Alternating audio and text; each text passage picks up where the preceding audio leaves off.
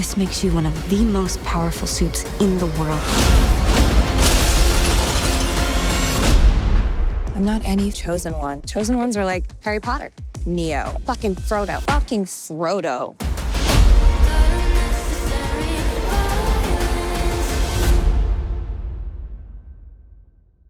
Cam Proctor, Big Gold Belt Media. Today we are here with the EP and showrunner Michele Fazekas from Gen V Season 2, which is out now only on Prime Video. Michele, how are you doing today? Good, how are you? Great. That, you got a sign in the background, which has kind of pushed my first question, to be honest with you. Oh, yeah. So yeah, you gotta include Agent Carter in there. Sure. Yeah, so you're no stranger to huge productions and world building, like Agent Carter as well as Terra Nova. What are some, I guess, of the techniques you use to create such a magnitude in a huge world like we see in Gen V? Well, that's a great question. I think when you're in the start, just being open to any ideas, but also having a really clear vision of what is the story you want to tell and how are your characters interacting with this world. And specificity, I think, is super important. I think there's that, you can come up with a lot of cool things and cool ideas, but if they're not rooted in reality and grounded, and if they're not thought through, it's just going to look like decoration. Or it's like, so if you're that's what I like about how The Boys has developed, which is it started with the question of, okay, if really there were people in this world with superpowers, what would that really look like? And so grounding it into reality, but then you can go anywhere from there. Right. No, it makes sense. And I think you guys really explored a little bit of everything, because we even get to see like how people without superpowers are relating or just living their everyday lives or even struggling to adapt, around people with superpowers, which I thought was very interesting. There was a comment, I guess, or a statement in the show that's saying that supes are the most racially pushed people, like they're like I was like, oh, that's very interesting. So I thought it was very cool to see that in a different something like the most discriminated against, in the world, right?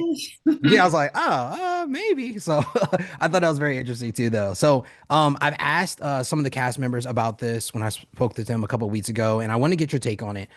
So with the story and the legacy of Chance Perdomo very, very centered around the storyline of the triumph and conflict of the season, how important was it for you to carry on his legacy from season 1 to season 2? I think it was probably the most important thing. When we sort of came back into the writer's room, we did not want to look like we were taking advantage of it or exploiting it. And we also not only wanted to honor Chance, but honored Andre in a way, because it sounds strange, but we missed Andre as well. We missed writing for that character. We missed what that character would have done. So it was a really kind of weird time, but I think it was the most important thing for me is I just don't want to look like we are taking advantage of something. And I think we succeeded in that. And it was very easy to honor him. Like it was very easy. That was the easiest thing to do, is like, of course. Yeah. No. I think the season is really beautifully done, because it feels like even though he's not on screen, his presence is still there in every episode. There's a mention of him somewhere, everywhere in this. So he feels like he's still, a forefront character, which is amazing. And we were so lucky to have Sean Patrick Thomas to sort of carry that. He's so good, and we were lucky that he was available to. We hadn't planned on putting him in every episode. And we asked him if he was available, and he was, so we got really lucky. Yeah. It really showcases that father-son dynamic too, and it's really, it could attest to the relationship everyone had with him as well, which is beautifully done. So I love the show, love that the show, not only in season one, but season two, really kind of highlights not only the superpowers, but gives the team a little bit more of detective work in this one, right? Hmm. It reminds you very much of Agent Carter, where you got to kind of figure out a puzzle to get to the end. How Sure. important is, that type of storytelling to you in a show that's predominantly about superpowers? Well, I've obviously done a lot of sort of mystery things, Right, right. procedural things. It was a very important thing for Amazon early on that they wanted Mhm, it to be a mystery show, and give them something to do and a drive. So mhm. I'm very comfortable in that storytelling and I like it.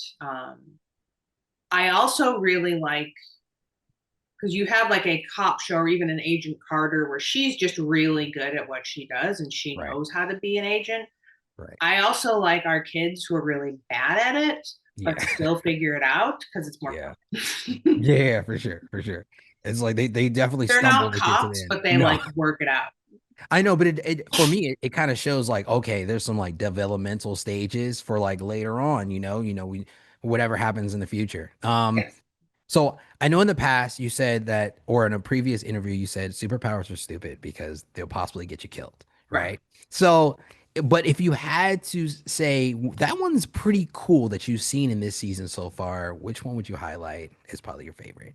The one that I really had fun with Mhm. was Harper's power of just being able Okay. to have someone else's superpower for Yeah. 60 seconds. Yeah. Um, and we had just sort of come upon that as an idea. And Mhm. I liked that we gave it to somebody who you think their power is just having a tail.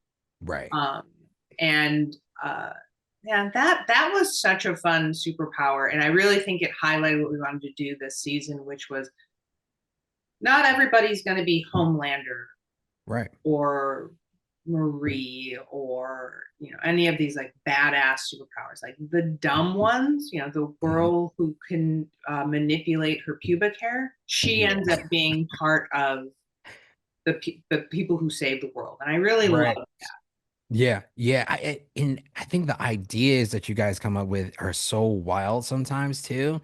And it's always a shock value because I'm watching it and I'm like, no, there's no way that could be a superpower. And it is. It ends up being one. And I think that's what the boys does that, or not the boys, Gen V does, and the whole entire universe does, opposed to other superhero shows that really makes it stand out, Yeah. for sure. So for my final question, if there's well, this season finale is coming up next week, right? Mhm. So is there anything that you're most excited about for fans to see in the season finale without giving too much away?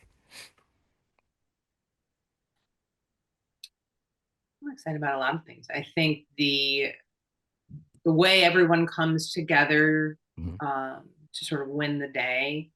Um, I think Sean Patrick Thomas's performance, all of their performances are really lovely. Yeah. But yeah, I think the final battle is certainly one you won't see on other shows. Yeah. Yeah, for sure. Listen, it's absolutely fantastic season. Everybody at home, make sure you check out Gen V season 2 out now only on Prime Video. Michelle, thank you so much for taking the time. I Thank appreciate you it. very much.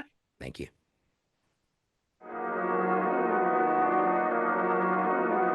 I